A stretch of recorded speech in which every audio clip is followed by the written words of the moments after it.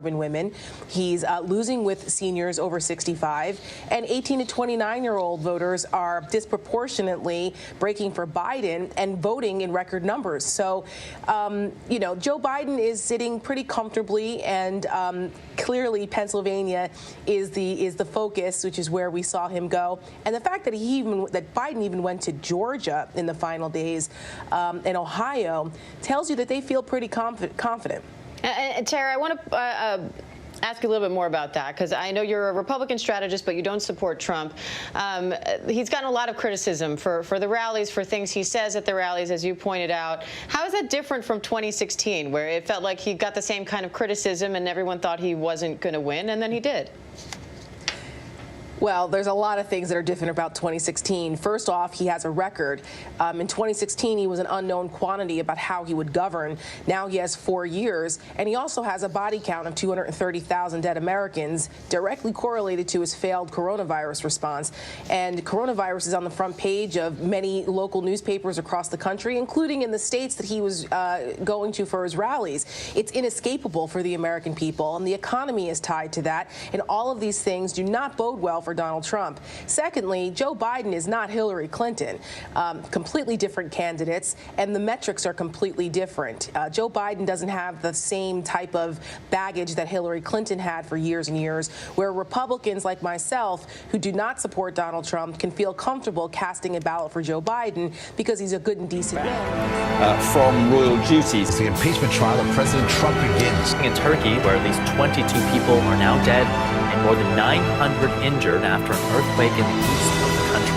From the tragic death of NBA legend Kobe Bryant.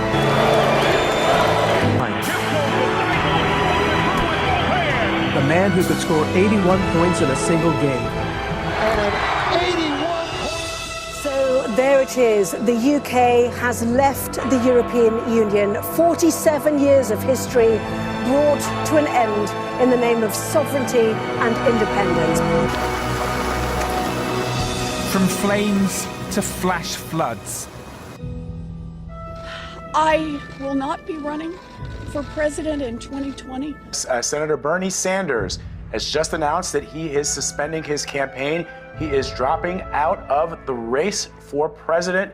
Joe Biden is now the presumptive Democratic nominee against President Donald Trump. Coronavirus. COVID-19. Tom Hanks announcing overnight that he and wife Rita Wilson are both infected. The Chinese whistleblower doctor who told the world about the coronavirus in Wuhan has died. All of Italy is going on lockdown. Countries such as Italy and Iran are in the middle of the battle. Elsewhere, the impact of COVID-19 is just beginning. The World Health Organization officially announced that this is a global pandemic. All this has rocked financial markets around the world. The worst sell-off on Wall Street since the financial crisis in 2008. The European Championships this summer will be postponed until 2021. The 2020 Summer Olympics, now the latest major sports cancellation caused by the global COVID-19 pandemic. The U.S. now has the highest number of COVID-19 related deaths in the world. And about the rapid escalation of coronavirus as global infections surpass 1 million.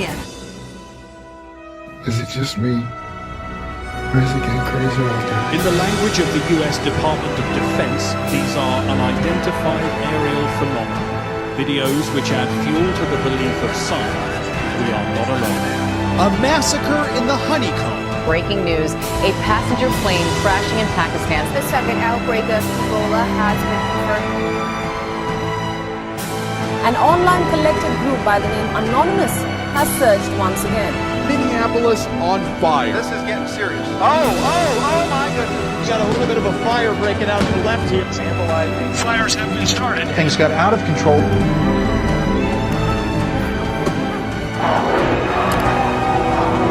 We're marching peacefully and chanting names.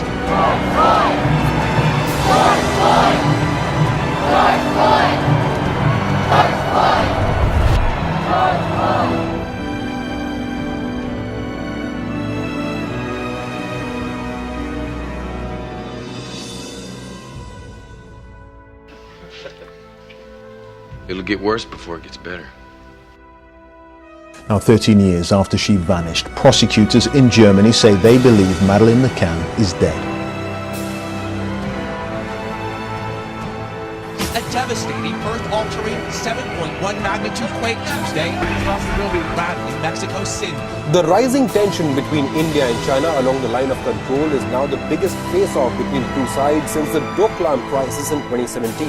Democracy activists say they fear the end of Hong Kong after China announced plans for new security laws. Hurricane Hannah slamming into the Texas shore, winds of 90 miles an hour. And the pandemic continues to spread across the world. Data compiled by the statistics website Worldometer shows global infections surpassed 10 million.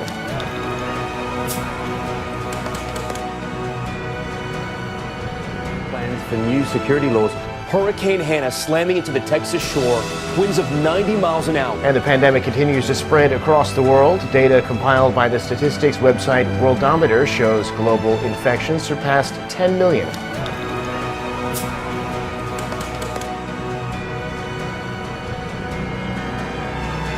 Just after 6 p.m. local time on Tuesday the 4th of August, an explosion ripped through Beirut's port.